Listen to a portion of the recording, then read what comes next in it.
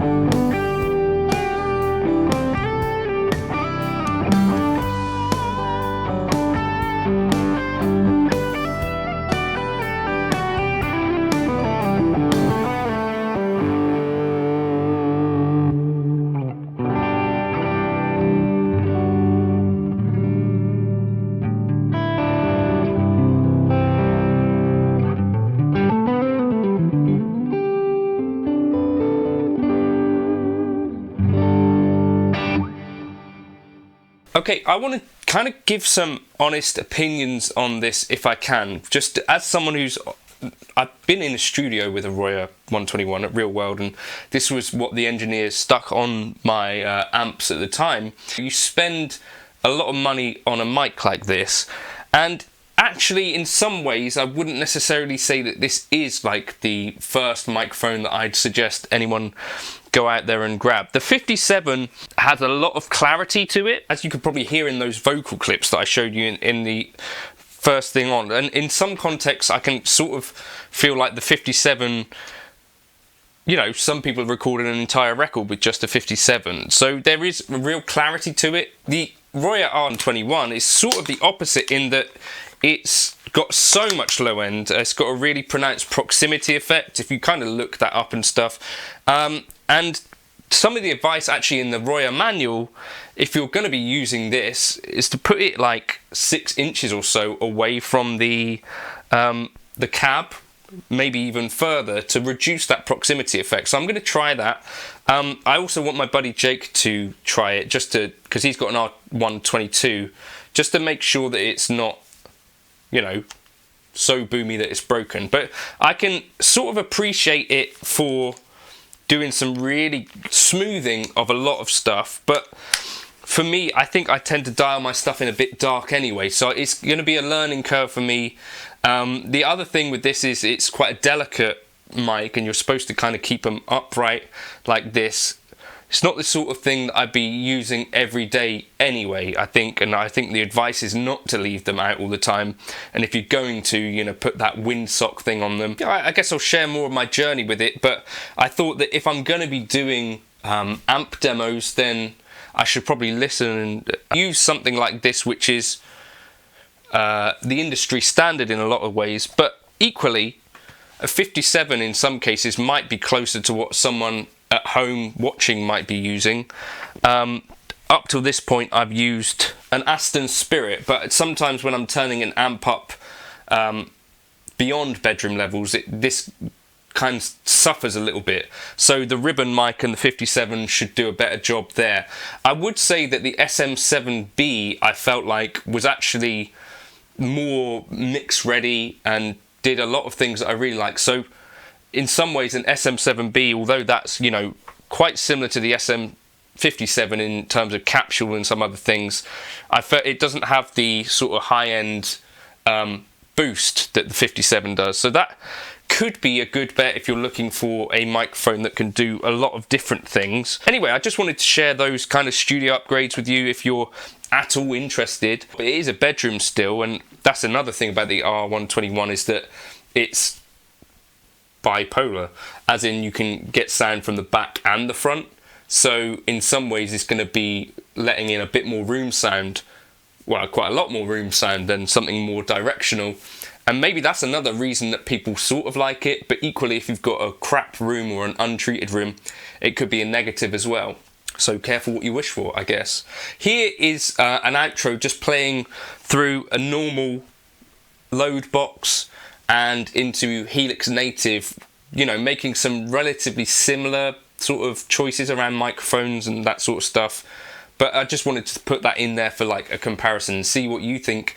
If you're at all interested in this sort of thing. Is it worth going down the route of getting yourself some posh mics? You know, it costs about as much as a half decent amp, I guess.